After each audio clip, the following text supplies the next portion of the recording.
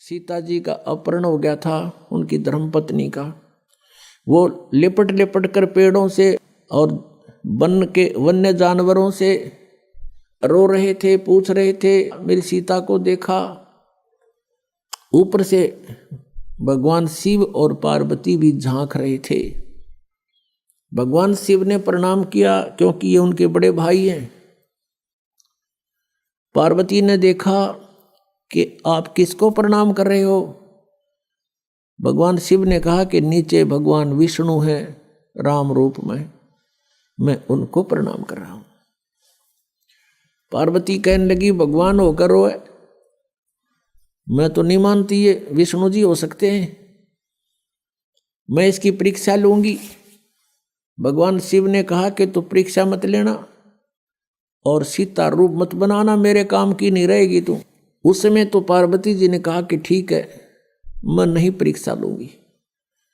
जब भगवान शिव जी इधर उधर गए सैर सपट्टे को, पीछे से सीता रूप बनाया, श्री रामचंद्र जी के सामने खड़ी होगी। अब रामचंद्र जी ने उस समय पार्वती जी को पहचान लिया, क्योंकि काल ने उसकी बुद्धि ऑन कर दी और पहले ऑफ कर दी। अपनी पत्नी का तो न्यों पता ना हुआ, ले गया कौन उठा के, और फिर वो ज्योतिषी हो गया, भविष्य का वक्ता हो गया। एकदम पहचान लिया कि तू तो पार्वती है। ये दक्ष पुत्री यहाँ कैसे आ गई, भगवान शिव को क्यों छोड़ आई। वो शर्मिंदा हुई, आके भगवान शिव से कहा कि सचमुच वो तो सचमुच विष्णु जी हैं, आप ठीक प्रणाम कर रहे थे। तो शिव जी बोला कर दिया काम, ले ली परीक्षा। हंसने लगी, नीचा मुंह कर लिया। तो उस दिन से उसने भगवान शिव ने कहा कि तू आज मेरे काम की नहीं रही, क्योंकि तूने मेरी माँ का रूप बना लिया। बड़े भाई की पत्नी माता के तुल्य होती है, कि तूने मेरी माँ का रूप बना लिया, मेरे काम की पत्नी रूप में नहीं रही। तो पुण्यात्मा युग काल के इसे बखेड़े हैं। अब उस पार्वती ने सोचा कि यो पक्का है जद का। अब यो मुंह तो बोला नहीं, बोलना बंद कर दिया। कई दिन तो रही उसके साथ, फिर वो बात ही नहीं कर रहा, मुंह फेर कर बैठ जाता है। पार्वती ने सोचा यो तो नरक हो गया, घर नहीं रहा। तो बेटी को फिर कुछ दिखाई नहीं देता, अपना पीहर दिखाई देता है माय का। उन्हें सोचा अपने माँ के चलती हूँ, कुछ दिन इसकी बुद्धि ठिकाना आ जाएगी। अब वो आ गई राजा दक्ष के घर पे, अपने पिता के घर पे।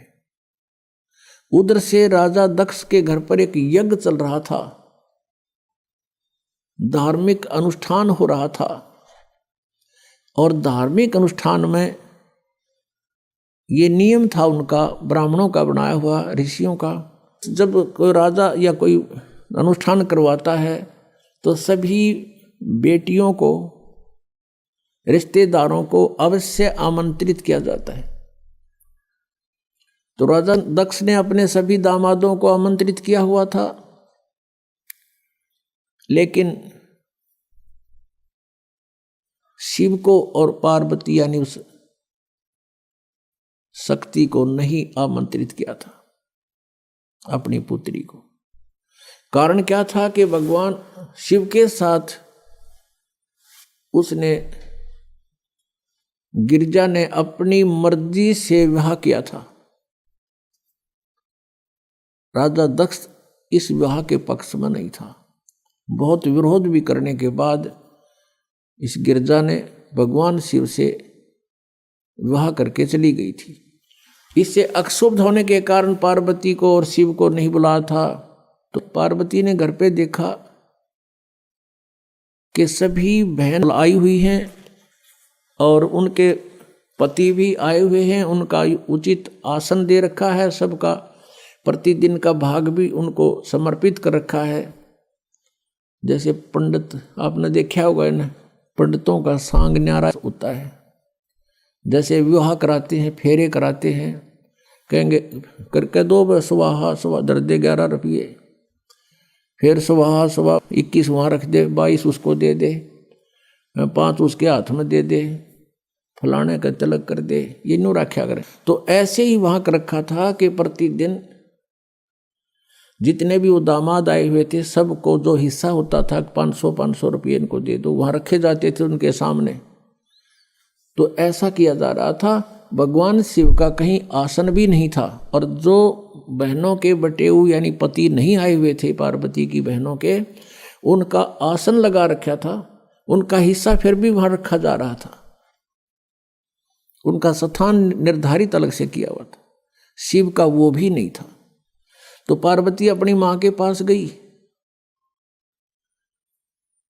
अब बेटी का मां के ऊपर जोर चला करे, अपनी मां से जाकर कहा कि मां, तुमने सभी मेरी बहनों को बुला लिया और उनके पति भी आए हुए हैं, लेकिन आपने अपने दामाद को नहीं बुलाया, ना हमें आमंत्रित किया।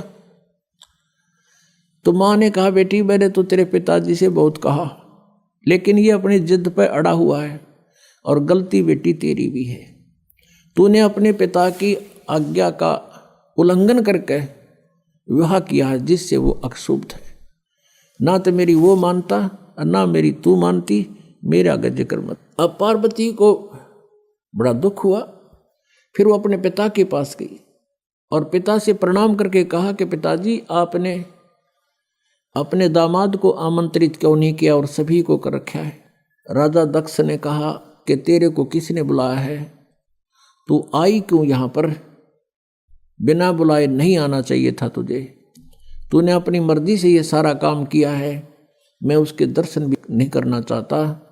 ऐसे पागल के जिसके गले में सांप पड़े हो, मना अपनी बेइज्जती करवानी है यहाँ अपने समाज में, और तो भी मत आना, यहाँ से निकल जा वापस। अब इस बात से वो बहुत दुखी होगी। कौन? वो पार्वती। उसने देख लिया कि ना शिव जी वहां मेरा ठिकाना रहा, यहाँ पिताजी ने धिक्कार दिया मुझे, तो अब और कोई विकल्प नहीं रहा। अब उसने गुस्सा आ गया कि मैं तेरे यज्ञ कराती हूं सफल। उस हवन कुंड में ये क्या करा करते ये ब्राह्मण लोग, ब्राह्मण का अर्थ कोई जाति विशेष नहीं, जो गुरु पद प्राप्त है उसको ब्राह्मण कहते हैं। जो ब्राह्मण सोए जो ब्रह्म पहचाने, ये ब्रह्म तो पहचाना नहीं था, लेकिन ये नकली ब्राह्मण जरूर प्रसिद्ध हो रहे थे गुरु रूप में।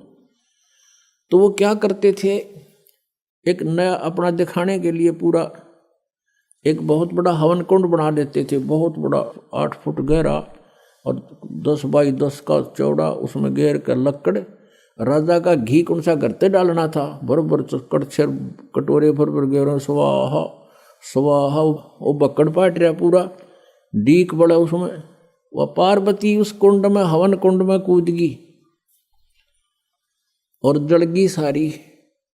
तत्परता से उसको निकाल अवश्य लिया, लेकिन वो उसका अस्थि पंजर शेष था, सब मांस और वो चाम जल चुका था, केवल हाड शेष थे।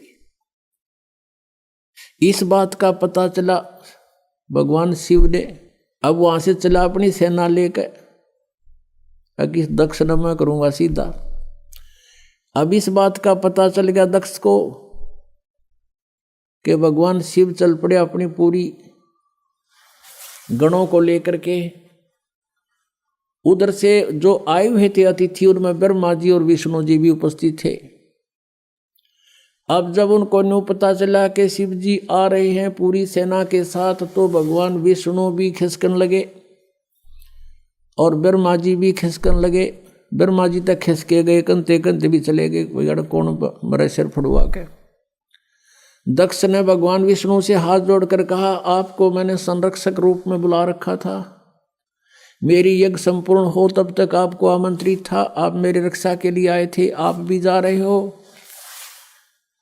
विष्णु जी ने मना किया कि नहीं, मैं जा रहा हूं, नहीं रुक पाऊंगा। ज्यादा कहने से विष्णु जी रुक गए। उधर से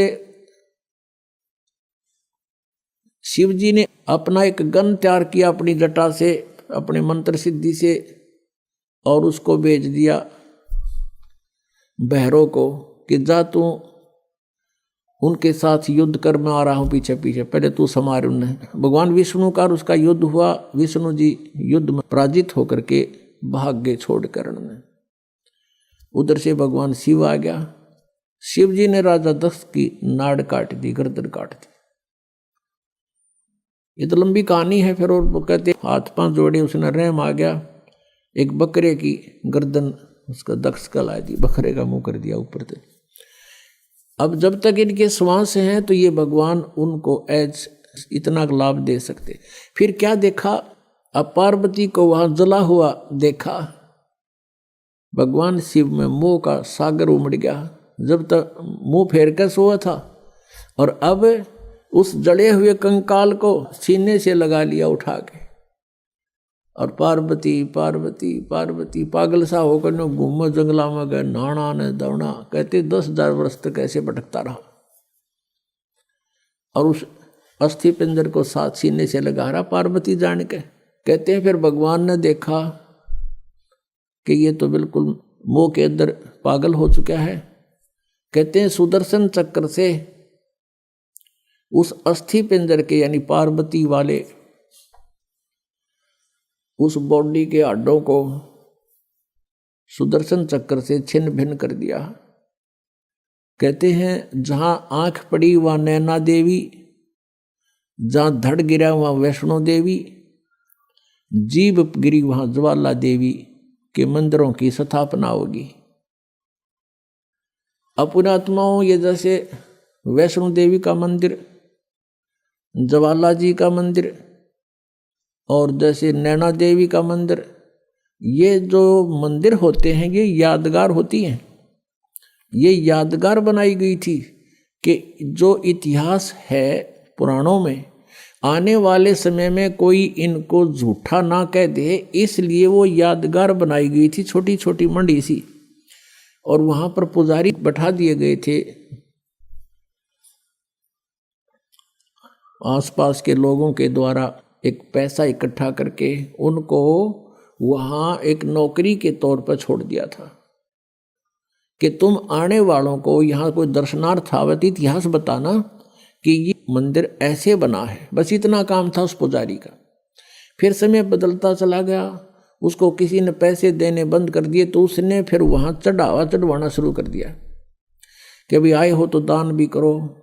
ऐसे फिर पीढ़ी दर पीढ़ी चल करके तो वहाँ इस प्रकार दक्षिणा का भी एक रिवाज बन गया। सीता जी का अपहरण हो गया था उनकी धर्मपत्नी का, वो लिपट लिपट कर पेड़ों से और वन्य जानवरों से